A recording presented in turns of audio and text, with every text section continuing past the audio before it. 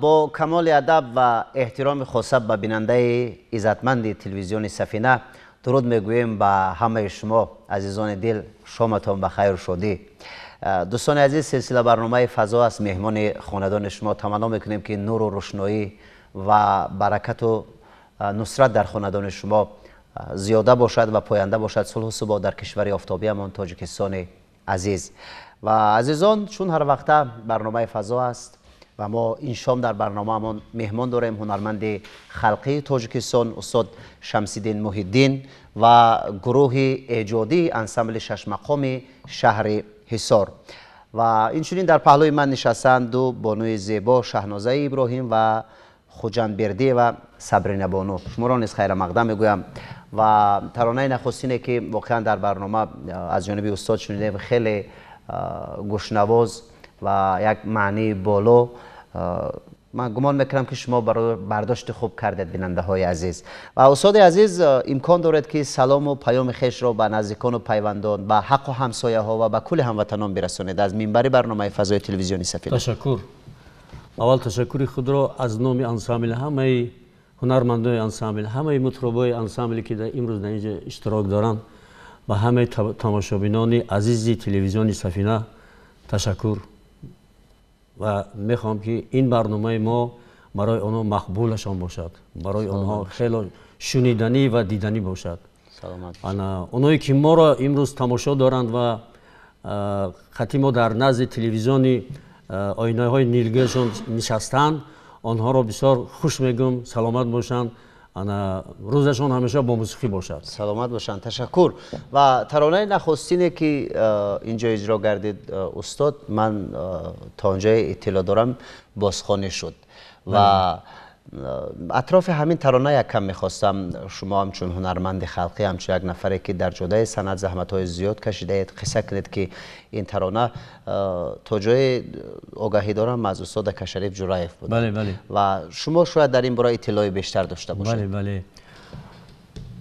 من بسیار خوب شد که ما این ترانه را از همین استاد زنده‌یاد کشریف جورایف امروز یاد کردیم و با سهم تماشابینان تلویزیون این سفینه رساندیم. یک تاریخی خیلی دور و دراز هم دارد و اینا کم کوتاه کردم میگم که این سرود من اینا در وقتی در انسامبل دریای نزد تلویزیون و رادیو کار کردنم در اونجا خوانده بودیم و ثبت شدگی بودین.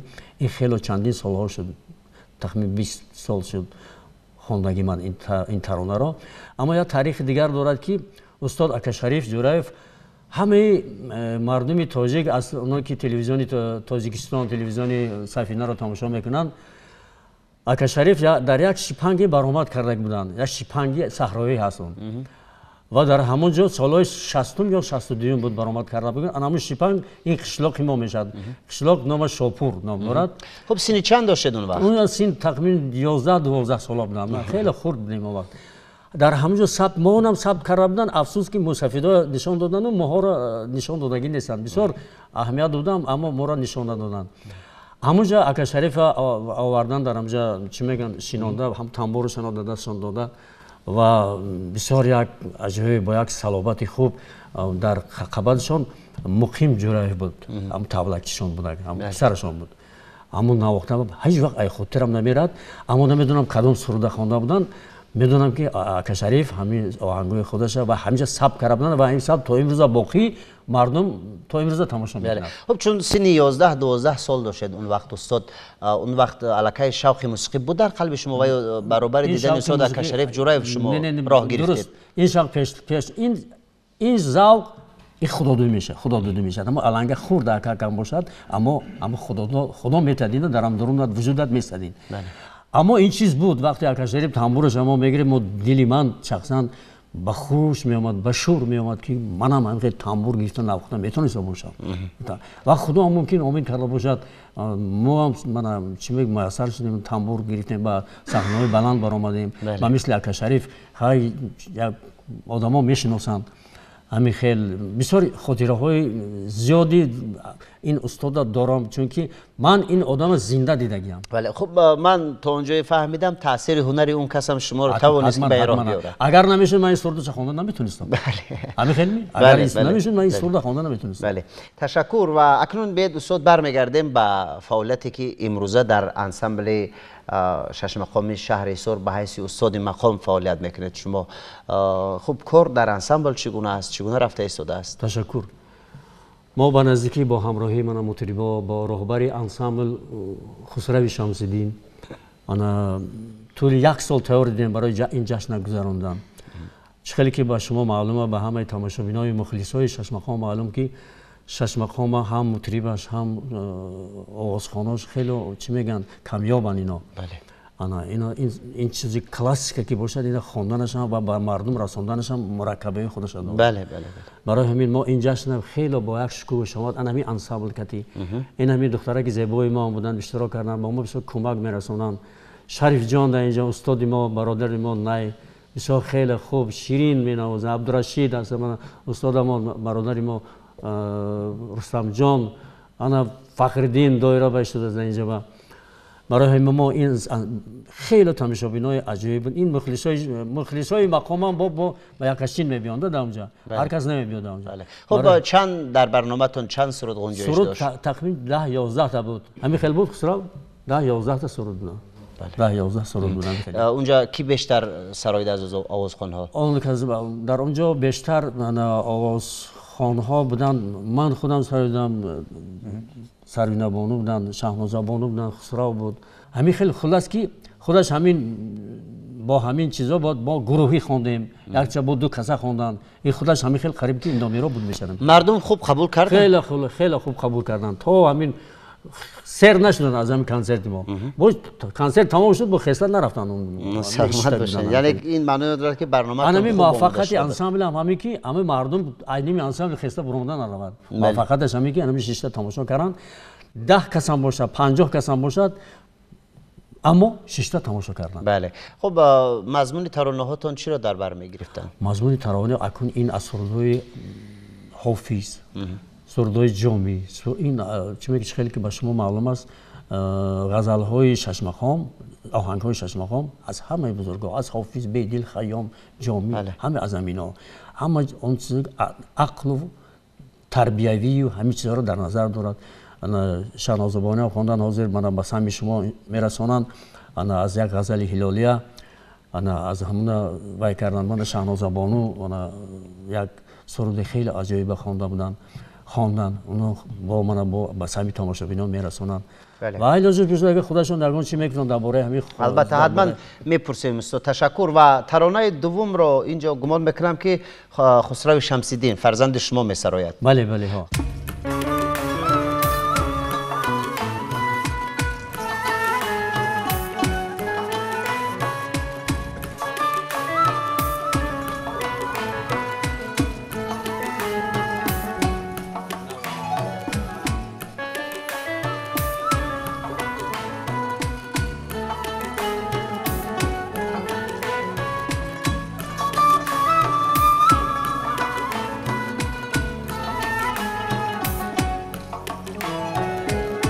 اگر به گلشن ماهی من بناز گردد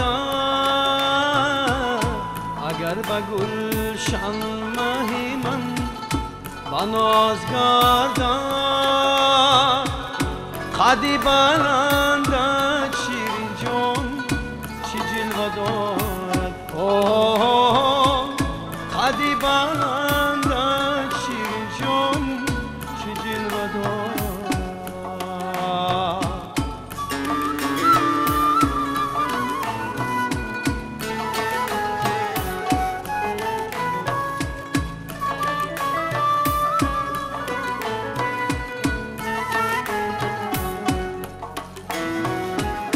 درونی خانه شیرین جان ماهی یگانه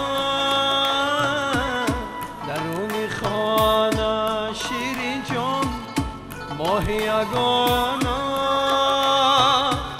رویش را دیدم شیرین جان با صد بهانه رویش را دیدم شیرین جان با صد بهانه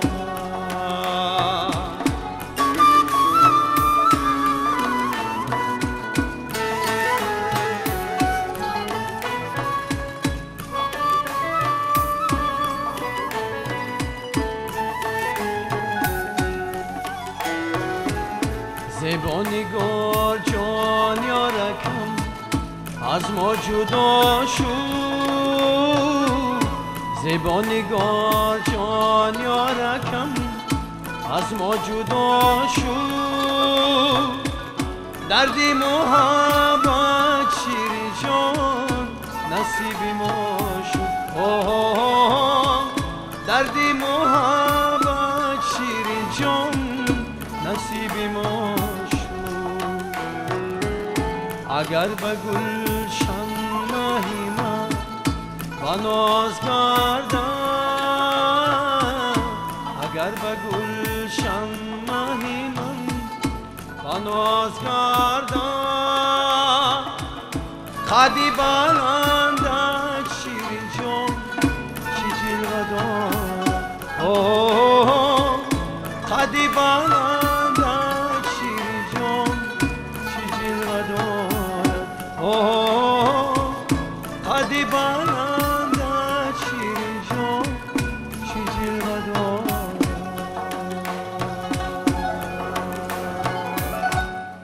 خسته نباشید بیننده های عزیز. بار دیگر شام زیبای وطن به یکایک شما مبارک باشد. راستی من خستگی رو احساس نمی کنم چون مهمانم در خاندان شما و سپاس میگویم برای مهمانداری خاص تاجیکانه.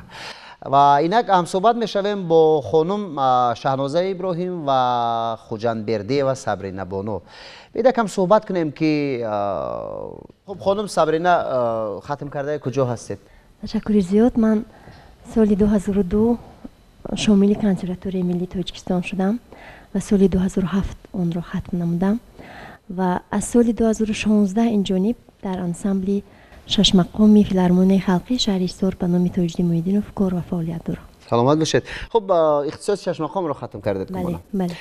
کی برای شما تعلیم داد از این رویه صنعت؟ در 5 سال تحصیلی که من در کنسرواتوری تحصیل گرفتم استادی که واقعا هم انسانی خیلی بزرگ بودند، هنرمندی خیلی ممتاز بودند، شناخته بودند. شادروان حاجی مظفر محیدینوف به من استادی کردند. اینچنین ارباب هنری تاجیکستان الماس عبداللهیف استادی من بودند. من زیری سرپرستی همین دو استادی بزرگ تحصیل گرفتم. ژانر ششمقام گمان میکنم یک کم مشکل هم هست.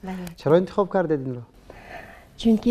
چون خورد بودیم و سرود و آهنگ‌های ششمقام و کلاسیکی انسان رو تربیه میکند. البته خیلی به من پسند بود، از این رو انتخاب کردم همین جاده رو. فرزندان یگان نفر روی هنر مادر رو انتخاب کرده است یا؟ حالا فرزندانم خرد هستند لیکن خیلی شوق و رغبت زیاد دارن. سرود میخونن. در کنکورس اشتراک کردن تو؟ سال 2021 در آزمون فستیوال آزمون تاجیکستان وطن عزیزم اشتراک کرده است. از اول جای سوم شدم فرزندان من. بسیار خوب، بهترین. واقعا در اون خاندانی که سرود است، معنی است، ترانه است، از بزرگان قصه می شود، در اون خانه حتما که فرزندان تربیت خوب می‌یابند، یک راه درست رو انتخاب میکنند و چون با چنین استادانی که واقعا هنر ملت تاجیک رو معرفی کردند و تا کنون برای این ملت زحمت کشیده ایستادن، کار کردن شما خود این موفقیت است. چون گمان میکنم هر لحظه یک چیز میآموزید از استاد. و استاد شما در مورد هنرشون چی گفتنی هستید؟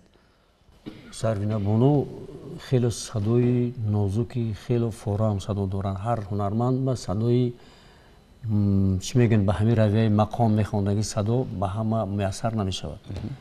این همین خیلی دیاپازون آوازش است که کدام سرودی مقام اگر خواند این آوازش برآورده میتواند و صدای خوب دارد. در اینجا در برای مقام خواندن، چون که مقام خودش چیزی کلاسیکه است، کلاسیک چیزی وزنین. بله. اینا هر کس فهمیدن نمیتوند. برای اینا فهمیدن بسیار صدای خوب داشتن در کار. هنرمند باید رساند آن را. رساندن. اگر همه آواز لحن شیرین باشد، آوازش شیرین باشد، اگر کدام سرودی مقام خواند او با تماشابین رسانده میتونه. بله. نباشد قین دشواری دارد. بله، تشکر. و بیننده های عزیز، من گمان میکنم که دیگر همه ما و شما میدونیم این برنامه اجرایشی زنده است. بعد چند لحظه صحبت باز میخوایم یکم ترانه بشنویم، سرود بشنویم و دوستداران ژانر ششمقام را حال حاضر صبرینه خوجندبردی و با یک ترانه زیبا در رویه ششمقام شاد میگرداند و اول میگوید که این ترانه مالکی است، چگونه آماده شده است. بله. سرودی که حاضر من به شما پیشکش میکنم نگارید نام دارد، غزل هلالی است، آهنگ کلاسیکی، کار کردی فضل‌الدین شهاب‌فر.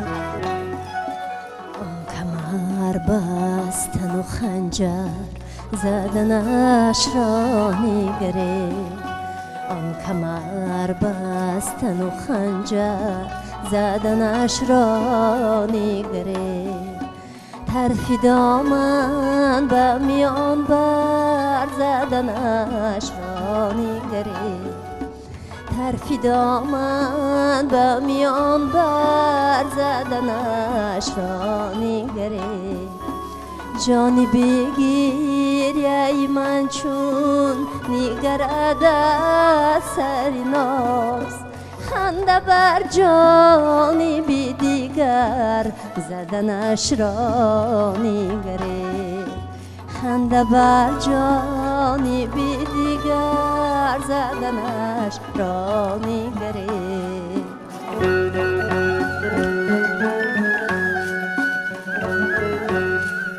شوخی من مست شد و ساغری می زد بر سرم، شوخی من مست شد و ساغری می زد بر سرم، شوخی و مستی و ساغر زدنش را نگره، شوخی و مستی و ساغر زدنش را نگره.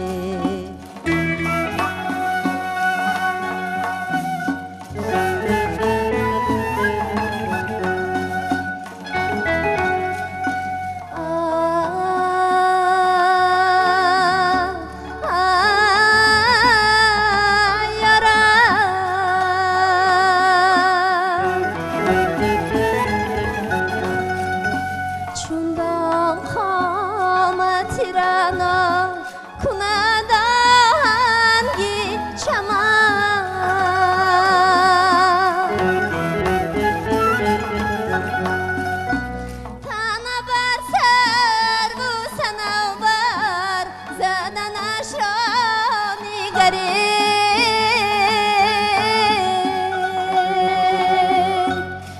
منکران آه جهان سوزی هلالی بینه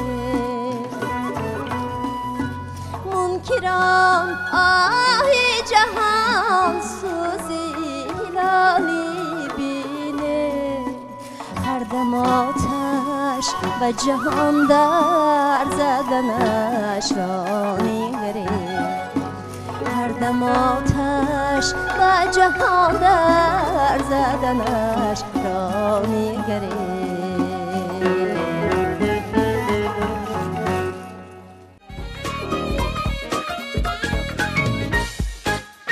استاد بیاید یک کمک یادآوری کنیم از زمانی که در مثلا انسامبل دریا فعالیت میکردید. خب چگونه بود کار اون زمانی که فعالیت میکردید؟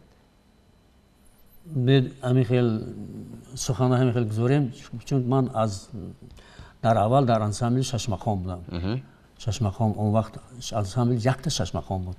دریا نبود. در اونجا بسیار استادای بزرگ برنامه ساخت و احمد باباقلوف، مظفر محیدینوف، بسیار استادای دیگر بودند، بسیار نخره رحمت و نگینا رؤوف و همه اینو در یک انسامبل بودند. بعدتر بعد از من اومد اینجا دونا بهراموف، مستانه ارگش و بعد سعید قل بیالوف آمدند. بعد چون دیدن که اینجا تاریخ بیاد بسیاره، بعد چون دیدن که در اینجا رویه ها خیلی مختلفن، بعد به همین قرار آمدن که شش مقام با یک گروه دیگر تقسیم کنند. یعنی انسامبل علاهیده. انسامبل علاهیده نه، از اونجا استادا مثال نخره رحمت و نگینا رؤوف و دانا بهرام بود، محکم زبیدالله بود، عزیز بها بود، خدا رحمتشون کنه جمشید اسماعیل بودن اونجا. بعد همینا را وای کردن از شش مقام گرفتن. یعنی شش مقام در یاد تولد کرد. بله. همین خیلی به دنیا آورد اینا. چون همین خیلی هنرمندا بودن که همین رویه در کار بود. بعد موندن انسامبل دریا موندن و بسیار شهرت پیدا کرد و من هم نیز به همونجا شامل شدم. در اونجا تخمین 10 سال فعالیت کردیم. در اونجا بسیار سرودای بسیار خوندیم. بهار آمد، بهار آمد، بهار گل عذار آمد، اینا رو در اونجا خوندیم. بعد خودم دیدم که من بسیار مایلم به شش مقام زیادتر است. بعد استادای خواهش کردم که من به انسامبل شش مقام گذراندن. بعد انسامبل شش مقام گذراندن. بعد تا آخری کار، تا آخری چی میگن نفقه برآمدن، در اونجا فعالیت کردم و خیلی با استادای بزرگی مقام چی میگن همکاری کردیم و سخنهای اونها را چی میگن معلمی آنها را ما آموختیم، از مکتب آنها آموختیم، بخصوص استاد بای محمد نیازی. اون چندین سال در اونجا معلمی کردن. من از این چی بهت بهره بردم. برای من بسیار در حیات هنرمندی من بسیار رولی مهم بازی کردم. بله، سلامت باشن. تشکر. و چند سالی که فعالیت کردید گمان میکنم که شمار ترانه هاتون هم خیلی زیاد است. بله چی میگن اونجا تخمین از 200 تا زیاد ترانه ها را ما ثبت کردیم. اونجا از در رویه مقام، در سرودای آهنگای خودم، استرادی، در آهنگای خلقی مردمی، یعنی استرادی نخوندیم. انا همین چیز خیلی شش مقام از مقام بسیارتر خوندیم. گروهی بسیارتر خوندیم در اونجا. در بسیار کنسرت های دولتی، در بسیار کنسرت های بسیار با شکوه برآمد کردیم.